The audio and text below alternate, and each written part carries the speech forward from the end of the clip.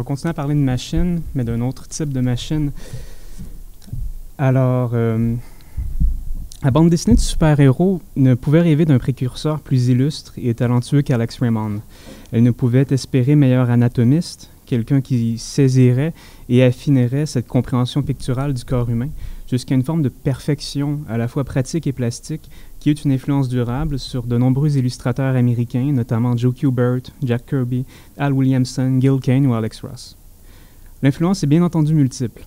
Elle dépasse l'héritage strictement pictural de Raymond, un héritage longtemps associé au réalisme de ses figures ou à ses designs fantastiques, et se plante au cœur de la séquentialisation de l'action, de plus en plus fluide que la BD américaine des années 30 véhicule.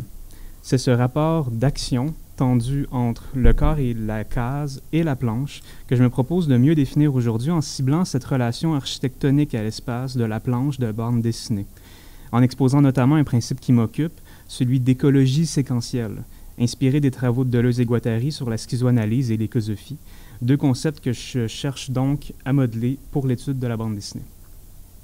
Donc, avant toute chose, revenons à Alexander Gillespie Raymond, né en 1909 d'un père ingénieur qui l'encourage à dessiner et qu'il perdra bien jeune, à l'âge de 12 ans. Raymond est d'abord assistant à la King Feature Syndicate et il y crée en 1934 Flash Gordon, qui demeurera sa création la plus célèbre.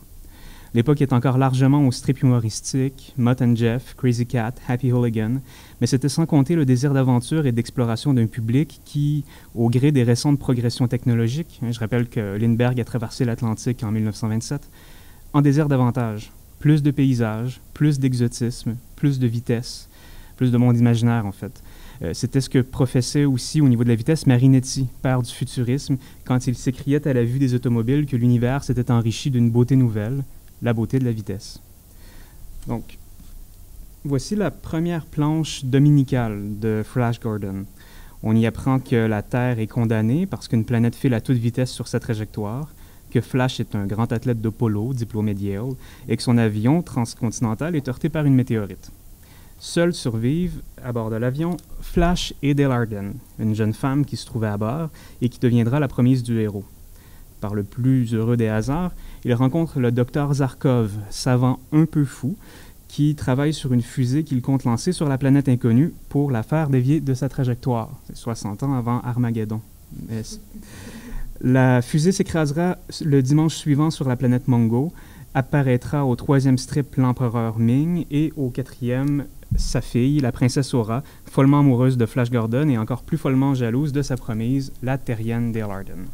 Donc des personnages et des empires s'ajouteront à la prémisse, mais la direction, la motivation et les règles de causalité dramatique demeureront les mêmes. Flash fuit les foudres de l'empereur Ming, vient au secours de Dale à moult reprises et tente hebdomadairement de sauver le plus de vies possible sur son passage, qu'elles soient humaines ou extraterrestres. Mais qu'est-ce qui qualifie, en fait, qu'est-ce qui vient déterminer la nature de Flash Gordon et du Flash Gordon d'Alex Raymond? Est-ce que c'est sa seule allure? Est-ce que c'est son paysage ontologique à mi-chemin entre la fantasy et la science-fiction? Moins que l'assemblage sémantique qu'il constitue, c'est vraiment l'action qui vient définir le Flash Gordon de Raymond, en ce sens qu'il s'agit d'un héros d'action qui agit sur le monde en faisant action. Coup de poing, prise de catch, coup de feu. Mais il s'agit surtout d'un héros d'action dont l'action elle-même est illustrée par des postures changeantes et malléables de son corps. Flash Gordon est une figure hautement acrobatique, qui s'appuie constamment sur d'autres formes et d'autres espaces pour leur faire une prise de lutte et les renverser, au sens propre comme au figuré. Donc, c'est ce qui m'amène à la schizoanalyse et au machinisme de Deleuze et Guattari, cette idée en fait de machine désirante qui vient segmenter la îlet, c'est-à-dire, pour citer l'anti-Oedipe, la continuité pure qu'une matière possède en idée. Les machines de la BD seraient ainsi multiples. Elles segmentent le flux visuel et l'encadrent, elles coupent le flux textuel et l'encerclent, elles se fixent aux postures de Flash Gordon ou au Tarzan de Hogarth ou au Superman de Siegel et Shuster, ces héros de strip des années 30, où elles sont coup sur coup des machines de vitesse, c'est-à-dire des indices de vitesse, des énonciateurs plutôt que des signes, qui usinent la vitesse donc comme continuité pure qu'une matière possède en idée. Elles sont des instances qui génèrent des lignes de vitesse ou la crispation d'un muscle pris dans l'élan du corps.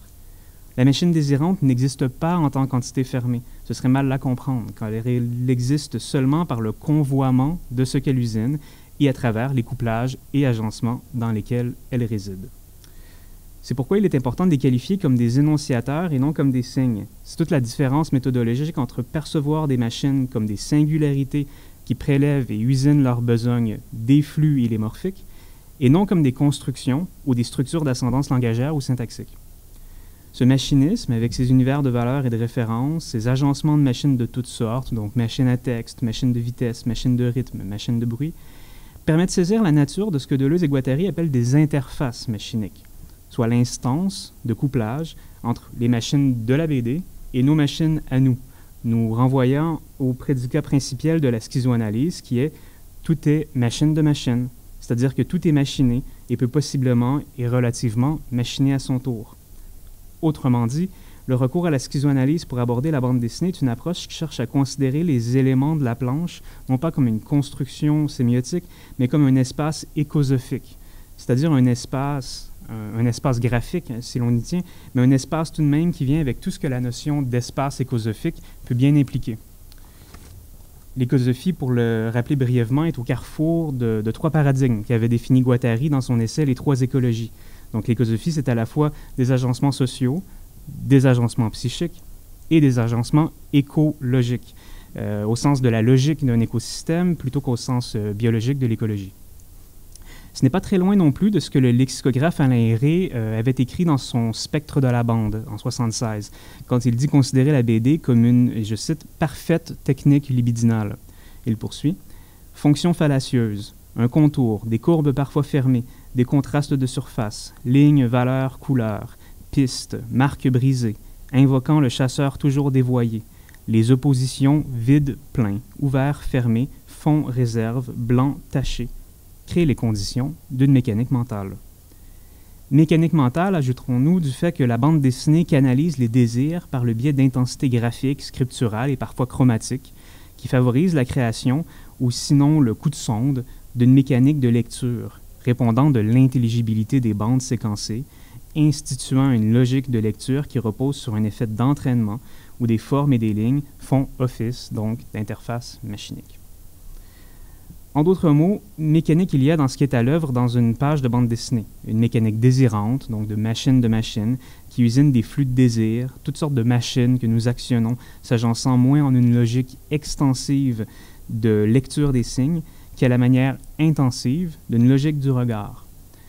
Les éléments dits du langage de la BD, donc les gouttières, les phylactères, les récitatifs, les onomatopées, les éléments diégétiques, les éléments narratifs, tout ce que l'œil donne en fait à voir directement et matériellement est machine, fruit d'une machine qui est à son tour machine de machine, usinant au fond les flux libidinaux non pas d'une pensée créatrice, celle de l'auteur, car elle est elle-même un agencement d'une multiplicité de machines, mais bien les flux infinis, cette matière entre guillemets, transportée, conduite. Donc, flux de vitesse, par exemple, dans le comic book américain du début des années 30, de la fin des années 30 et 40, dans les strips de Flash Gordon aussi.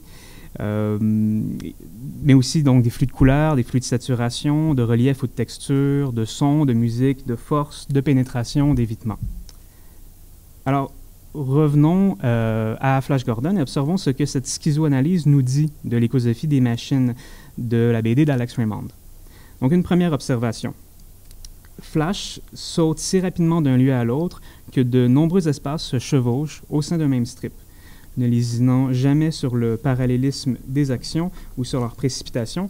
Ces bandes présentent un fourmillement d'indices de vitesse qui, d'un lieu à l'autre et à l'intérieur d'une même bande, parviennent à induire une impression de mouvement brusque, qu'on voit par exemple dans la diapo précédente avec le duel contre les tigres.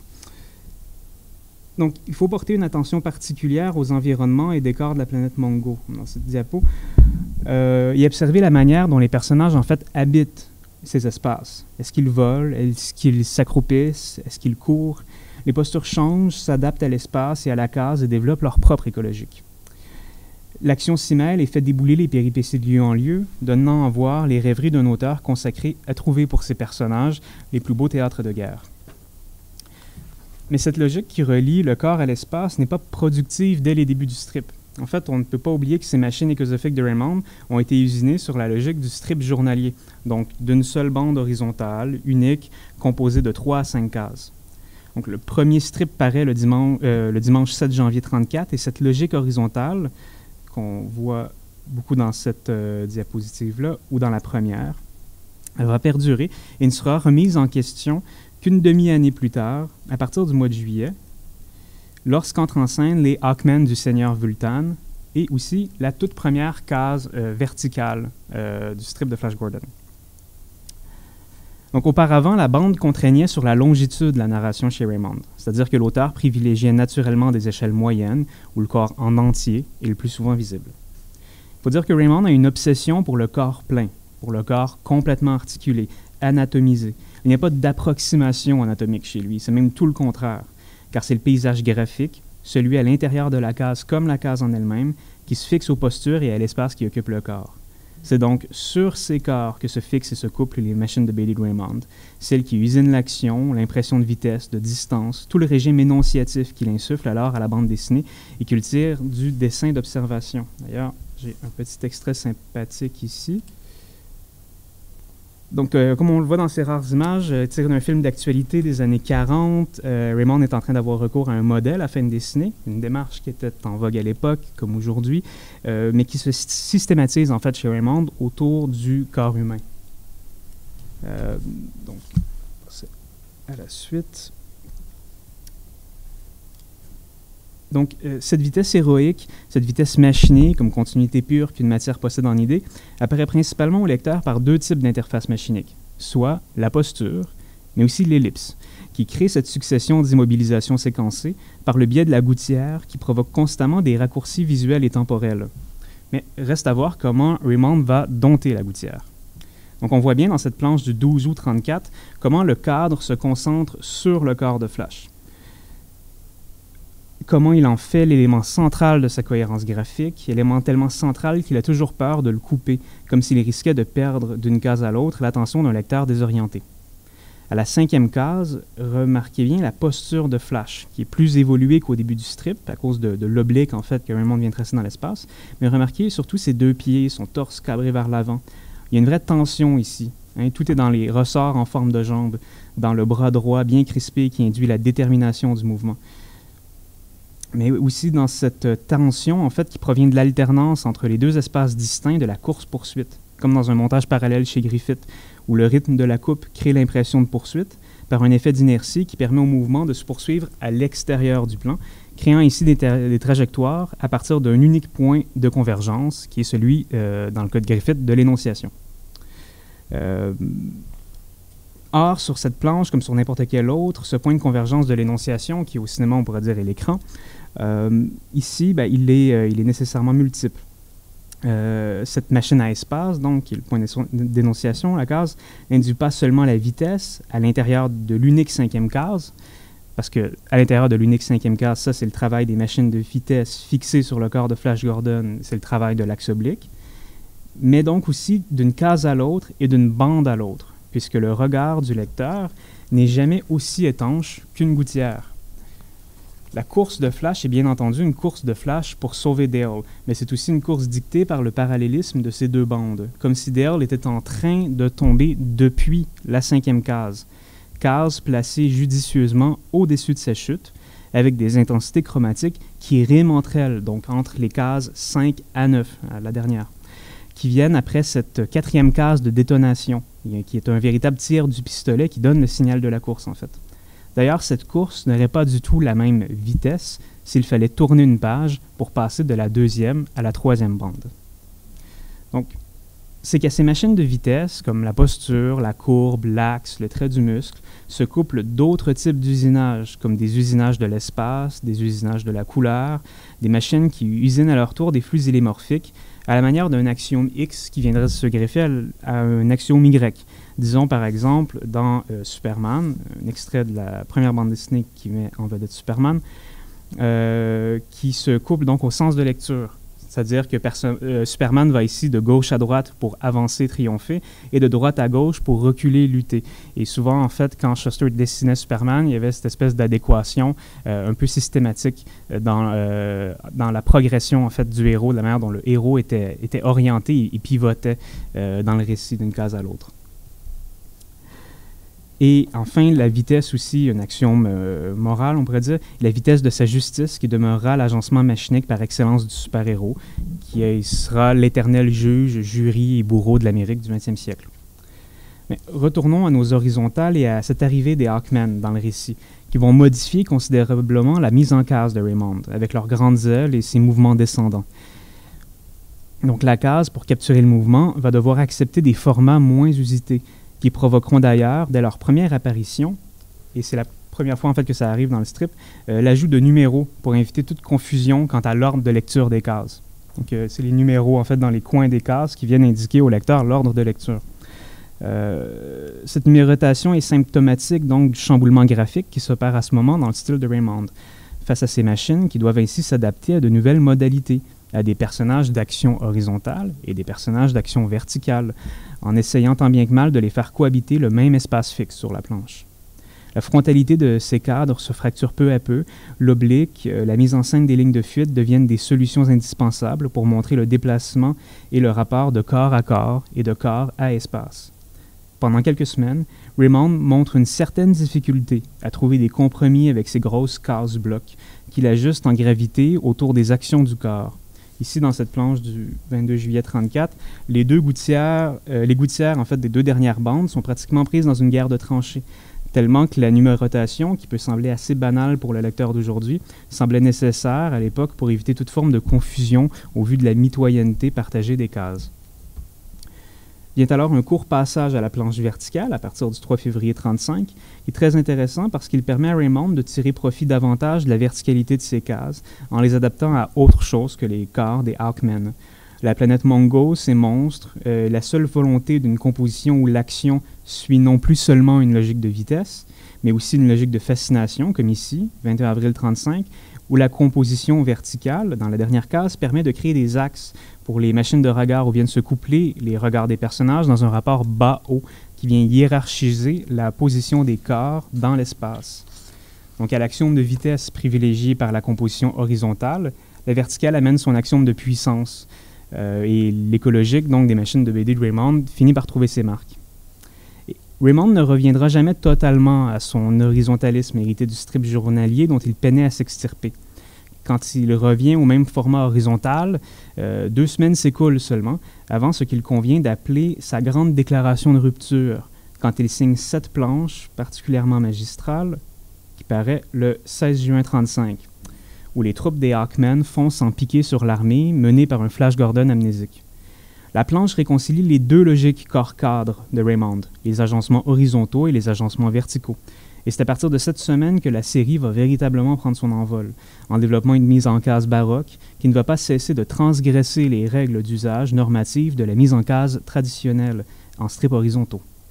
Donc l'agilité de la mise en case de Raymond se développe, alterne entre ces différents types d'agencements machiniques et apprend au lecteur à lire la bande dessinée non plus à partir des cases, mais à partir de ce qu'elles contiennent. C'est une sorte de renversement copernicien où ce n'est plus la case qui fait le sujet, mais le sujet qui fait la case. Quelques mois plus tard, les chiffres qui indiquaient l'ordre de lecture ont complètement disparu, alors que les planches de Raymond, elles, n'ont pas cessé de gagner en complexité. Ces machines de vitesse ont triomphé, elles ont fluidifié le regard et la lecture. Et à ce titre, la logique de vitesse de Raymond n'est pas la seule logique de la vitesse, c'est aussi la logique de la machine de guerre. La machine de guerre est, pour citer Mille Plateaux de Deleuze et Guattari, d'une autre espèce, d'une autre nature, d'une autre origine que l'appareil d'État, que la machine de l'appareil d'État. Contrairement à la machine de l'État qui sédentarise et strie l'espace, la machine de guerre est foncièrement nomade et parcourt les êtres là de l'espace lisse. Or, ce qui distingue les États des uns des autres dans Flash Gordon, c'est certes l'espèce, voire la race du sujet, mais surtout l'espace du sujet. L'espace donné au sujet sur la planche et les façons dont on peut habiter cet espace sur la planche. Donc, il y a l'empire des grottes, l'empire des mers, l'empire des airs, l'empire centralisateur de l'empereur Ming comme point de convergence. C'est ce qui permet de passer d'un état à l'autre, outre l'ellipse ouverte par la gouttière. Ce qui permet de passer d'un état à l'autre, ça devient alors le moyen de transport, qui est capital chez Raymond, qui a toujours été fasciné d'ailleurs par les bolides et les avions. Amateur des voitures de course, il s'est d'ailleurs tué en 1956 au volant d'une d'elles, au terme d'un mauvais dérapage sur une piste. Mais creusons encore les différences entre la machine d'état et la machine de guerre. Pour Deleuze et Guattari, la machine d'état est semblable aux échecs. Je cite, « Les pièces d'échecs sont codées. Elles ont une nature intérieure ou des propriétés intrinsèques, d'où découlent leurs mouvements, leurs situations, leurs affrontements. Elles sont qualifiées. Le cavalier reste un cavalier, le fantassin est un fantassin, le voltigeur un voltigeur. Chacune est comme un sujet dénoncé, doué d'un pouvoir relatif. Et ces pouvoirs relatifs se combinent dans un sujet d'énonciation, le joueur d'échecs lui-même ou la forme d'intériorité du jeu. À l'inverse, il compare la machine de guerre au jeu de Go. Les pions de Go, je cite, au contraire sont des grains, des pastilles, de simples unités arithmétiques et non d'autres fonctions canonymes, collectives ou de troisième personne. Il avance. Ce peut être un homme, une femme, une puce, un éléphant. Les pions de Go sont les éléments d'un agencement machinique non subjectivé, sans propriétés intrinsèques, mais seulement des propriétés de situation. Donc, des agencements machiniques de situation. De quelle situation, au juste, parle-t-on ici? Ce serait celle d'une guerre territoriale, au sens de l'oso-guattarien, donc de territoire existentiel, mais surtout de territoire d'habitude. C'est une guerre pour le contrôle de ces espaces qui, à l'ère de la dromocratie, pour citer Virilio et sa philosophie de la vitesse, est constamment un espace de transit, soit, pour nous qui machinons la bande dessinée, l'espace écosophique de la case et de la planche, inféodé au territoire de la lecture séquentielle du début de siècle.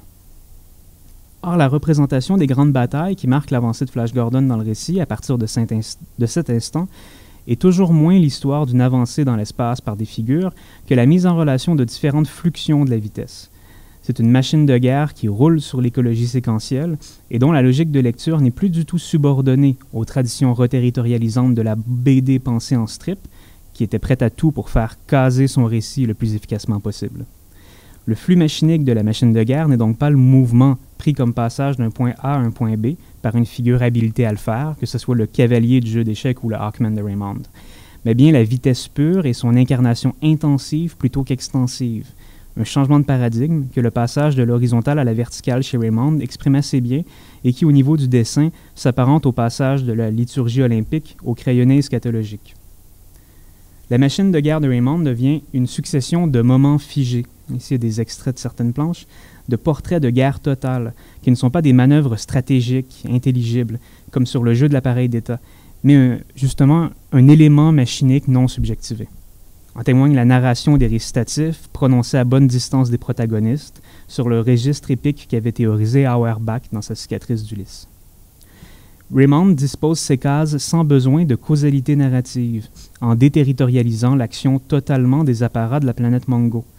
Seulement des lignes de vitesse, des fusées en forme d'obus, comme ici où les gens embarquent carrément dans l'obus d'un immense canon pour se déplacer.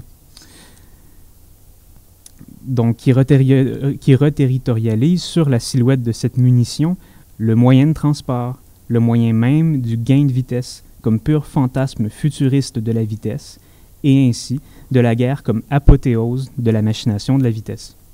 Donc, je cite Virilio dans Vitesse et politique lorsqu'il s'approprie une métaphore de Marinetti. Ouais. Le surhomme est un homme surgreffé, type inhumain réduit à un principe conducteur et donc décideur, corps animal disparu dans la surpuissance du corps métallique, capable d'annihiler le temps et l'espace par ses performances dynamiques. Ce surhomme surgreffé, c'est l'homme machinique, assemblé de machine avec ses inputs et ses outputs, ses couplages agencés qui usinent des flux élymorphiques. Ce type inhumain, réduit à un principe conducteur-décideur, devient à mon sens le prototype machinique du super-héros, celui dont la surpuissance du corps est effectivement capable d'annihiler le temps et l'espace, de la planche, de la case, par ses performances dynamiques. Je ne veux pas dire par là que le super-héros calque ses signes sur ceux du Flash Gordon d'Alex Raymond, mais seulement que le rapport que Raymond a travaillé entre l'espace et le corps a participé à institutionnaliser des logiques machiniques, des rapports corps-cadre, qui, davantage que les discours patriotiques et justiciers proférés dans les phylactères, a informé en fait le comment ça marche des machines super-héroïques, notamment dans la façon dont certaines capacités surnaturelles allaient s'imbriquer symbiotiquement au processus de mise en case du récit, ou, inversement, comment cette mise en case allait à son tour inspirer de nouvelles annihilations des logiques spatio-temporelles territorialisées. À partir de là, tout n'est finalement qu'une question d'agencement corps-cadre avec le héros d'action du strip, lui qui, par ses techniques nomadiques de machine de guerre, sait, dans le meilleur des cas, modeler de nouveaux paradigmes visuels et logiques pour la BD, brisant le désir de continuité stricte en nous enseignant un désir tout autre, celui de l'espace interstitiel, des frontières graphiques déterritorialisantes à conquérir, bref, le désir de la bande dessinée. Merci.